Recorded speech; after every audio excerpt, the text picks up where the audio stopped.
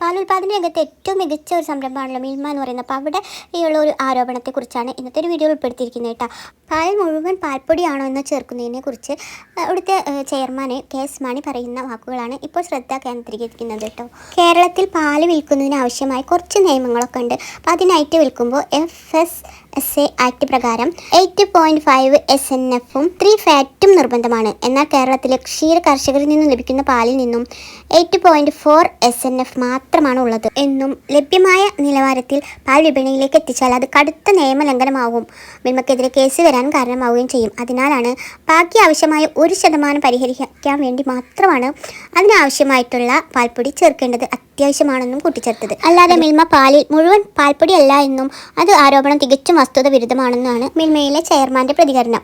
അതിനോടൊപ്പം മിൽമ പാലിൻ്റെ ഗുണനിലവാരത്തെ പറ്റി ആരും വ്യാകുലപ്പെടേണ്ടതില്ലെന്നും ക്ഷീരകർഷകർക്കും ഉപഭോക്താക്കൾക്കും ഉപയോഗപ്രദമാവും വിധമാണ് കാര്യങ്ങൾ കൈകാര്യം ചെയ്യുന്നതെന്ന് മന്ത്രി ചിഞ്ചു റാണി ഉറപ്പു നൽകി.